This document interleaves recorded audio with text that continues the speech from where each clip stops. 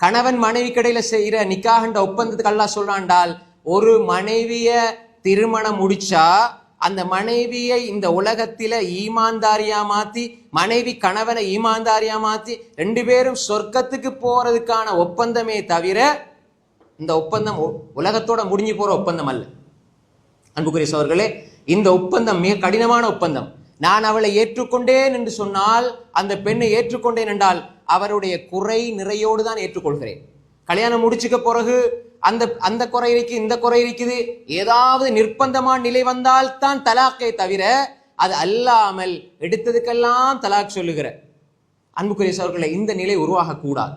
அதிகமாக பிள்ளைகளுக்கு இந்த திருமணத்தை பற்றி சொல்லிக் கொடுக்காமல், திருமணத்தினுடைய ஆழத்தை, அதனுடைய அகலத்தை, அதனுடைய வாழ்க்கை முறையை மார்க்க ரீதியா சொல்லிக் கொடுக்கணும். அதுக்குன்னு 5 மாச கோர்ஸ் 6 மாச கோர்ஸ் வெட்கத்தை இழக்க செய்யற அந்த கோர்ஸ்களை நாங்க சொல்ல இல்லை.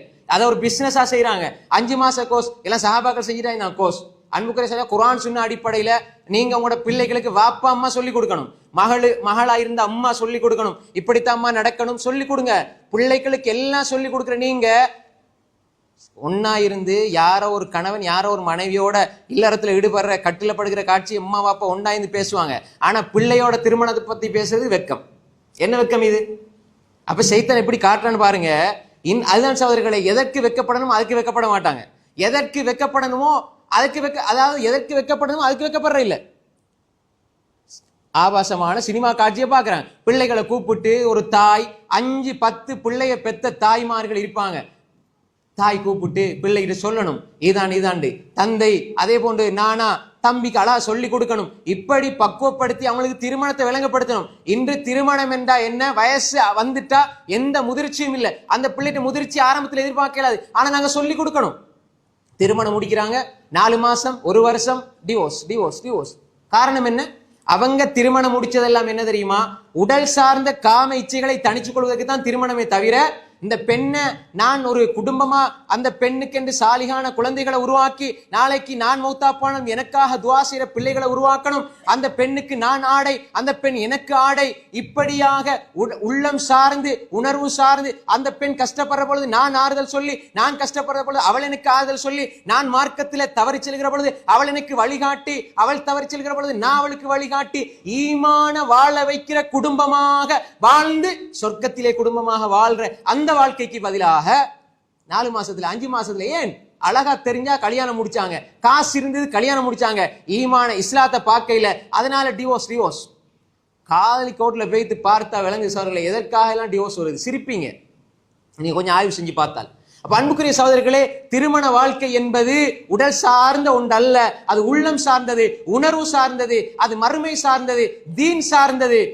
அன்புக்குரிய சகோதரர்களே, ஒருவருக்கொருவர் நன்மையில் ஒத்தாசையாக உதவியாக இருக்கிற ஒரு வாழ்க்கை அந்த திருமண வாழ்க்கை. இங்கு ஒன்றாக குடும்பமாக இருக்கிறவர்கள் நாளை மறுமையில் சொர்க்கத்திலே குடும்பமாக இருக்க வேண்டும். இந்த அன்புக்குரிய சகோதரர்களே, நான் இங்கு இந்த இடத்திலிருந்து இதை சொல்லுகிறேன். இன்று எத்தனையோ பெண்கள் யார்கிட்ட சொல்றதுன்னு தெரியாது. தன்னுடைய கணவனுடைய பிரச்சனையை யார்கிட்ட சொல்றதுன்னு தெரியாது. கண்ணீர் வடிக்கிறார்கள். மதுவுக்கு அடிமையாகிவிட்டார் என கணவன். மதுவுக்கு அடிமையானா உங்களோட ஆண்மையினுடைய வீரியத்தில் குறைபாடு ஏற்படும், பிள்ளை பேரு அந்த சான்ஸ் குறையும். ஆனா எல்லாரும் அவமானப்படுத்துறது அந்த தாயை, அந்த பெண்ணை தான். ஆனா இவர் மதுபானம் குடிப்பாரு, சிகரெட் குடிப்பாரு, கஞ்சா அடிப்பாரு, எல்லாம் செய்வாரு, 10 பெண்களோட தொடர்புல இருப்பாரு. ஆனா நான் ஆண் என்ற ஆணாதிக்க சிந்தனையிலே அந்த பெண்ணை வதைப்படுத்துவார், சித்திரவதைப்படுத்துவார். யாருக்கு இந்த பெண்கள் போய் சொல்லுவாங்க?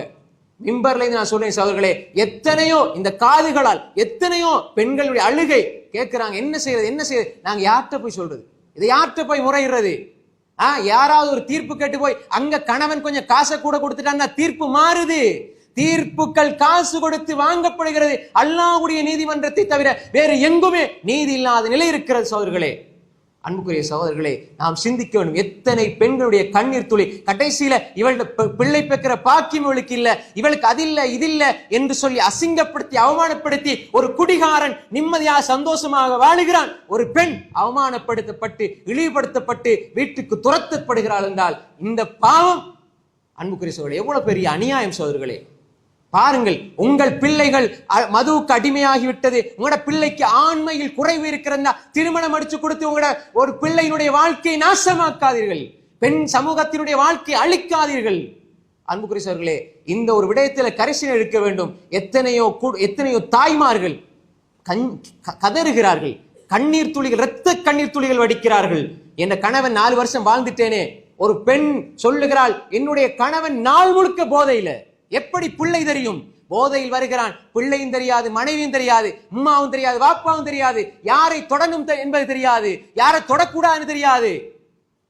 இன்று அன்புக்குரிய சகோதரிகளே, இப்படியான ஒரு நிலை உருவாக்கப்பட்டு விபச்சாரத்தினுடைய வாசல்கள் திறந்து வைக்கப்பட்டிருக்கிறது. எனவே பெற்றோருடைய பொறுப்பு, திருமணம் முடிச்சுட்டாரு, அதன் பின்னால நீங்க உங்களோட பிள்ளைய நல்ல முறையில் வளர்த்து திருமணம் முடிச்சு கொடுங்க. நீங்க உங்களோட பிள்ளை எப்படியாவது கடத்திடணும் என்பதற்காக அடுத்தவர்களுடைய வாழ்க்கை நாசமாக்காதீர்கள் சகோதரிகளே. எனவே இந்த விடயத்தில் நாம் கரிசனையா இருக்கணும். அதே போன்றுதான் இந்த உறவுகள், அதாவது திருமணம் முடித்த பின்னால் கள்ள தொடர்புகள், தகாத உறவுகள், பெண்களாக இருந்தாலும் சரி, ஆண்களாக இருந்தாலும் சரி, அதில் மிக பக்குவமாக இருக்கணும். அதுவும் திருமண மனமுறிவுக்கு, தலாக்குக்கு, டிவோர்ஸுக்கு மிகப்பெரிய காரணியாக இருக்கிறது. எனவே அன்புக்குரிய சகோதரர்களே, நிக்காஹ் என்பது ஒரு இபாதா. அந்த இபாதா என்பது கடினமான ஒப்பந்தத்தில் ஆரம்பிக்கிறது, அந்த ஒப்பந்தம் சொர்க்கத்திலே முடிவடைகிறது. எனவே அப்படிப்பட்ட இந்த திருமணத்தை புரிந்து சொர்க்கத்திலே குடும்பமாக கணவன் மனைவியாக இருக்கிற அந்த நல்ல பாக்கியத்தை அல்லாஹு தஆலா நம்ம எல்லோருக்கும் தந்தருள்வானாக.